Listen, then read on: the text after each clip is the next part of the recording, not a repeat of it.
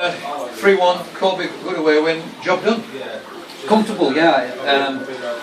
They had a little spell when after the boy was sent off and we gave him a sloppy goal, but apart from that it was very comfortable, and the only way I could see them getting back in, it was a mistake from us. It was so comfortable, and at 2-0 it probably should have gone to 3, and then that would have been it. They were there to be beaten by 6 or 7, I felt, in that first half. But goals, give people impetus, and that's what happened from their goal.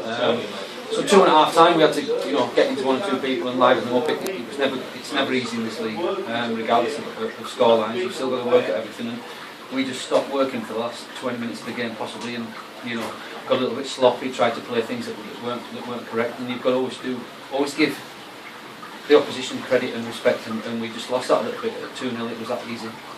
So kicked the backside, and then second half was very comfortable, wasn't it? And we should have, we could again gone and got maybe 4 or 5, but very pleasing, and it was, we wanted 3 points, and we comfortably got them for us, so great.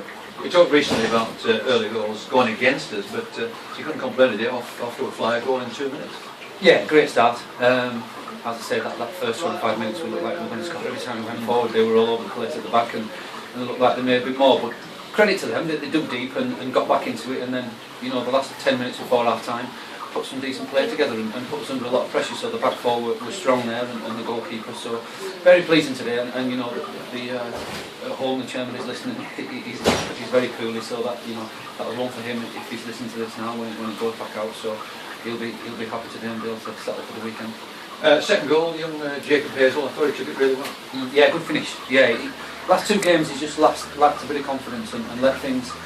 When he's given the ball away, he's let that get on top of him, and it's just changed his game slightly. When he's in full football, like he's a good footballer, and that's what Chesterfield said to us, that running on goal, that's his game. And I did say to him beforehand that he would get opportunity against Corby like that, because they are quite open at the back. They have been the last couple of weeks, so full credit to him. And he's full of confidence now, ready for Drawston. So this is a lot of pushes to come from today.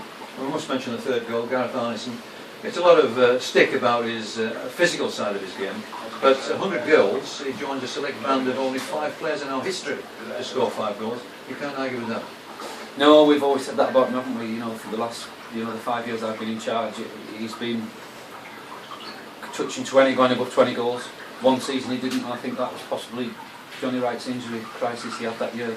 The pair of them in tandem are excellent together, and Gareth's got loads of attributes in there. Did a little piece for the paper and talked highly of him, and if he had that little bit more drive inside him, he could play a lot higher. I'm certain of it. He's got great capabilities, but he's done excellent to get there, and that's brilliant. For someone to get 100 goals in such a short space of time for a non-league football club is fantastic, and he deserves all the plaudits.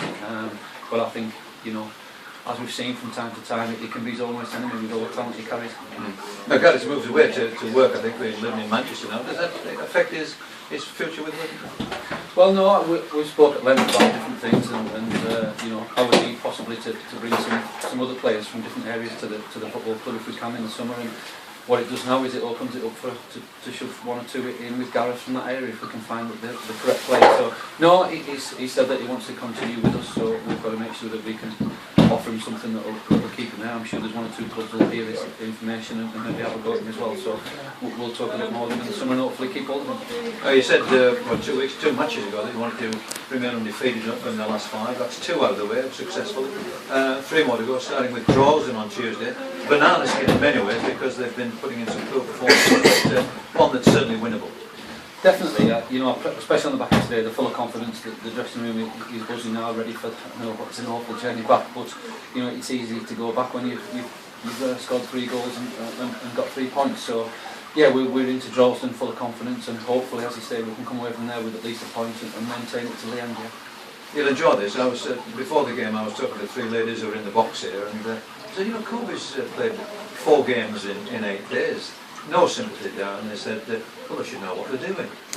Well, they have got a point. It's not a hard game, is it? And them ladies are quite right. It's a simple game that's made hard by footballers. So yeah, I thought, obviously, I think that affected them in the first 10-15 minutes. They looked leggy. It took them a bit to settle into the game, and thankfully we capitalised on it.